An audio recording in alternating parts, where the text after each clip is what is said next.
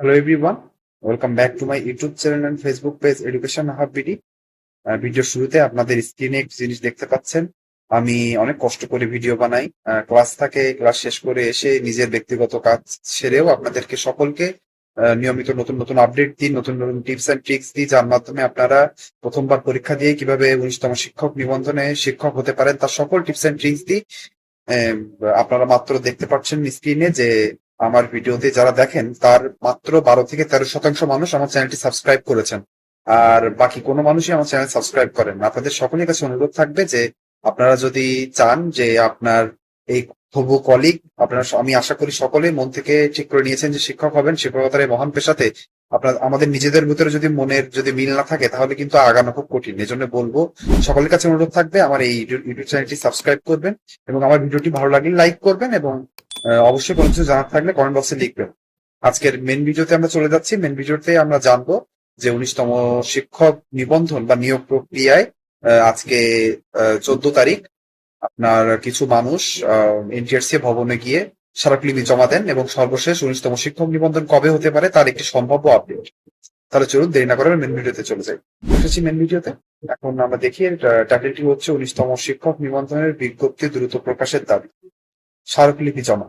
19তম শিক্ষক নিবন্ধনের বিজ্ঞপ্তি প্রকাশের দাবিতে চাকরি প্রার্থীরা এনটিআরসি এর চেয়ারম্যান বরাবর স্মারকলিপি জমা দিয়েছেন। রোববার এই স্মারকলিপি জমা দেন মোহাম্মদ রাশেদ মোশাররফ, মোহাম্মদ জাহাঙ্গীর আলম ও মোহাম্মদ আকবর আলী শামীম। যে স্মারকলিপিটি জমা দিয়েছে তার মূল বক্তব্য কি?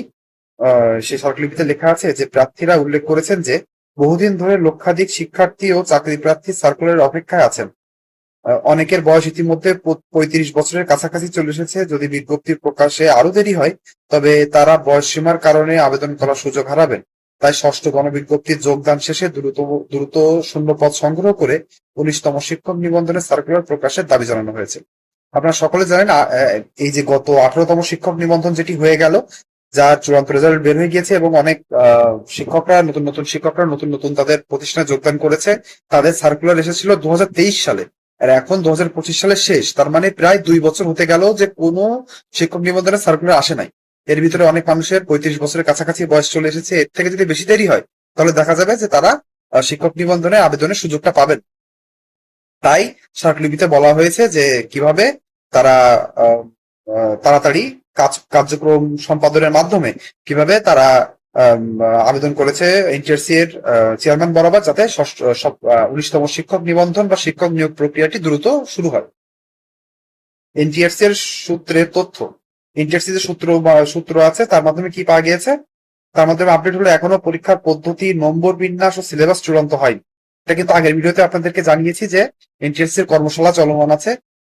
1 সপ্তাহ বা 10 দিন পর পর তারা নতুন মিটিং করছেন এবং মিটিং এ তারা কিভাবে সিলেবাস করা যায়, কিভাবে পরীক্ষা করা যায়, কিভাবে পরীক্ষার মান বন্টন হবে, কত সময়ের পরীক্ষা হবে, সবকিছু তারা আলোচনা করছেন। সেটা কিন্তু এখনো চূড়ান্ত হয়নি, এটা চূড়ান্ত হবে।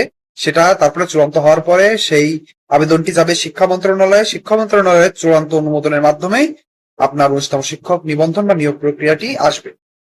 এখানে বলা আছে বোর্ড সভা ও শিক্ষা মন্ত্রণালয়ের অনুমোদন পরে সব চূড়ান্ত হবে, সেটা বলে দিলাম। নতুন বিধিমালা প্রণয়নের কাজ চলছে।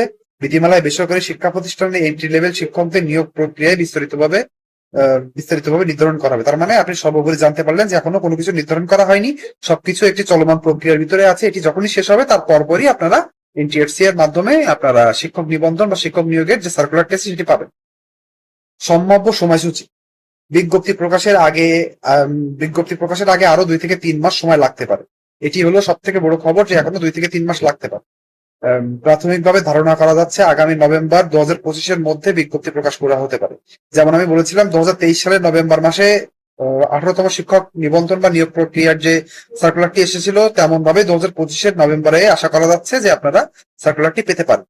তবে এটি নিশ্চিত নয়। বিধিমালা ও সিলেবাস চূড়ান্ত হওয়ার পরপরই সঠিক সময় ঘোষণা করা হবে। তার মানে বুঝে গেলেন এখন কিন্তু কোনো কিছুই চূড়ান্ত নয়, কিন্তু আমরা যতটুকু আভাস পাচ্ছি যে এখন চলছে সেপ্টেম্বর মাস, ভিতরে অক্টোবর মাস আছে, নভেম্বর বা ডিসেম্বরের ভিতরে মানে 2025 সালের শেষের ভিতরে আপনারা সার্কুলারটি পেয়ে যাবেন। প্রার্থীদের উদ্বেগ কি আছে? বয়সসীমার কারণে অনেক প্রার্থী বাদ পড়ার শঙ্কায় আছেন। দীর্ঘদিন সার্কুলার না আসে তাদের অনিষ্টতা ও হতাশা বাড়ছে। এবং সারমর্ম মানে এই যে উপরের যে সব নিউজটা জানলাম তার সারমর্ম হলো 19তম শিক্ষক নিবন্ধনের বিজ্ঞপ্তি এখনই প্রকাশ হচ্ছে না, তবে সবকিছু চূড়ান্ত হলে নভেম্বর 2025-এর মধ্যে প্রকাশ করা হতে বলে ইঙ্গিত দিয়েছে এনটিআরসি।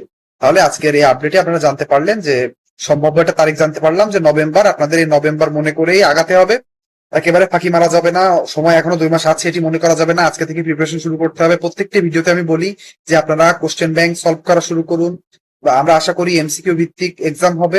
এক্সামে যদি আগে থাকতে চান তাহলে অবশ্যই অবশ্যই আগে থেকে প্রিপারেশন শুরু করুন।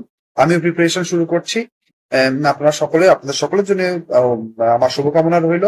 সবাই ভালো থাকবেন। এই ভিডিওটি ভালো লাগলে অবশ্যই অবশ্যই আমার চ্যানেলটি সাবস্ক্রাইব করবেন, এই ভিডিওটি লাইক করবেন এবং কোনো কিছু জানার থাকলে কমেন্ট বক্সে লিখতে পারেন। আজকের জন্য এই পর্যন্ত। সবাই ভালো থাকবেন, সকলের জন্য দোয়া রইল। ধন্যবাদ।